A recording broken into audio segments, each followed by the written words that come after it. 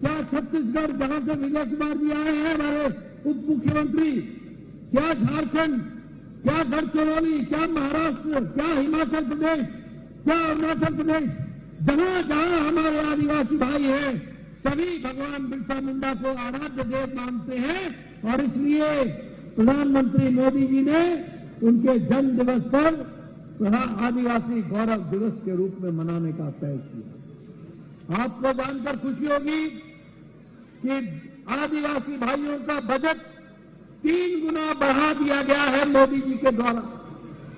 आपको जानकर खुशी होगी कि हमारे आदिवासी भाई जो गरीबी के कारण शिक्षा से वंचित थे, उनके बच्चे पढ़ सके, इसलिए एकलव्य विद्यालय रेजिडेंशियल स्कूल में खोल करके उनके पढ़ाने की व्यवस्था तो की, लेकिन एकलव्य रेजिडेंशियल विश्वविद्यालय विद्यालयों का 21 गुना बजट बढ़ा दिया गया है। इसको आपको ध्यान में रखना है।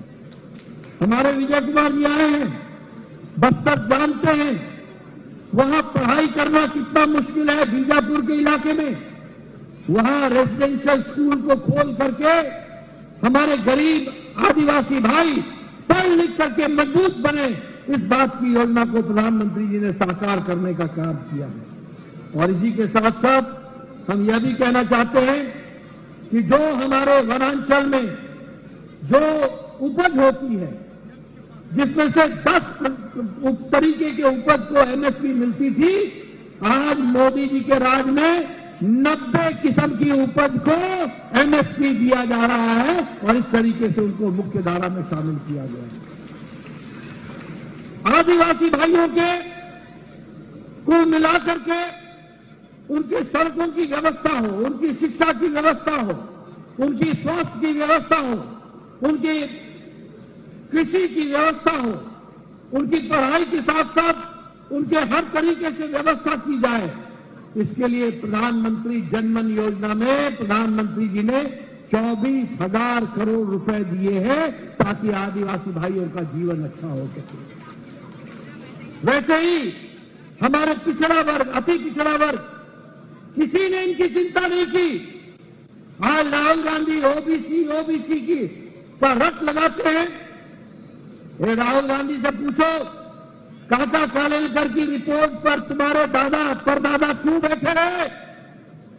इस राहुल गांधी से पूछो कि मंडल कमीशन की रिपोर्ट पर तुम्हारी पूज्य दादी क्यों बैठी रही? इस राहुल गांधी से पूछो कि मंडल कमीशन पर तुम्हारे पूज्य पिता क्यों चुप रहे? अगर मंडल कमीशन को लागू हुआ तो तब हुआ जब भारतीय जनता पार्टी की समर्थित सरकार केंद्र में आई, तब जाकर के लागू हुआ। और आज हम ये कह सकते हैं कि आज केंद्र में मोदी जी के नेतृत्व में आज 27 ओबीसी मंत्री हैं, 27 ओबीसी मंत्री हैं। कभी इतने मंत्री केंद्र में नहीं बने। ये बताता है कि पिछड़ा वर्ग की चिंता की है तो प्रधानमंत्री मोदी जी ने की है। मैं यहां ये भी बताना चाहता हूं कि हम लोगों ने ओबीसी की चिंता की दृष्टि से ये जो ओबीसी कमीशन है, पिछड़ा कमीशन है, इसको संवैधानिक दर्जा देने का काम भी प्रधानमंत्री मोदी जी ने किया। इसको भी हमको ध्यान में रखना चाहिए। और इसके साथ साथ हम लोगों ने वायदा किया है हमारे पिछड़ा और अति पिछड़ा लोगों को कि एससी, एसटी, हमारे आदिवासी भाई और हमारे दलित भाई, इनके रिजर्वेशन को यथावत रखते हुए, इनको बिना इसमें कोई कटौती करते हुए, इनको यथावत रखते हुए हम अपने ओबीसी भाइयों को शैक्षिक संस्थानों में एडमिशन के लिए और नौकरियों में 27% का आरक्षण देंगे, 27% का आरक्षण देंगे। और इस तरीके से उनको मुख्य धारा में शामिल करने का काम हम लोगों ने किया है। मैं यहां ये भी आपको बताना चाहता हूं कि भारत आज आर्थिक दृष्टि से तीव्र गति से आगे बढ़ रहा है। मोदी जी के नेतृत्व में 2014 से पहले भारत 11वें नंबर की अर्थव्यवस्था थी, 11वें नंबर की अर्थव्यवस्था। आज प्रधानमंत्री मोदी जी के नेतृत्व में भारत ब्रिटेन को पछाड़कर 5वें नंबर की अर्थव्यवस्था बन गई है। 5वें नंबर की अर्थव्यवस्था, और वो समय दूर नहीं है। इसी राज में, इसी कार्यकाल में भारत मोदी जी के तीसरे कार्यकाल में तीसरे नंबर की अर्थव्यवस्था बन जाएगी। तीसरे नंबर की अर्थव्यवस्था। मैं यहां आपको ये भी बताना चाहता हूं कि इस्पात के प्रोडक्शन में, मैन्युफैक्चर में और एक्सपोर्ट में भारत दूसरे नंबर पर खड़ा हो गया।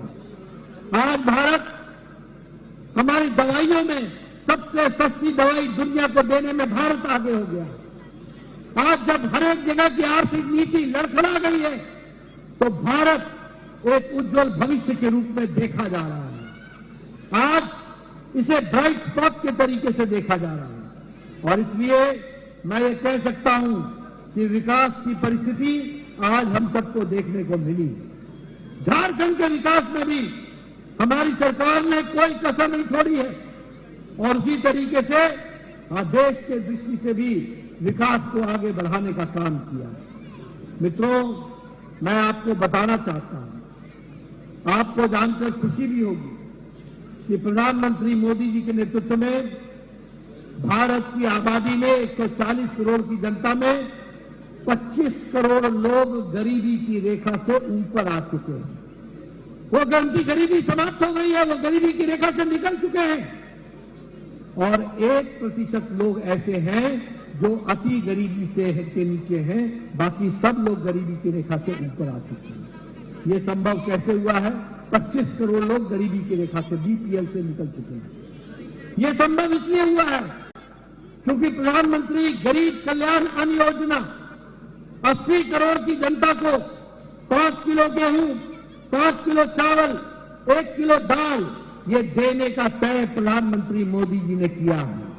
और आपको जानकर खुशी होगी कि 2 करोड़ 60 लाख झारखंड के लोग हैं, और आपको जानकर यह भी खुशी होगी कि इस जिले के 21 लाख लोग हैं जिनको प्रधानमंत्री अन्न योजना के तहत, गरीब कल्याण अन्न योजना के तहत अनाज मिल रहा है। उसी तरीके से आयुष्मान भारत, लगभग 11 करोड़ लोग, उनको गरीबी की हालत में गंभीर बीमारी से लड़ने के लिए हर साल मोदी जी के तरफ से 5 लाख रुपए उनके इलाज के लिए मिल रहा है। और आप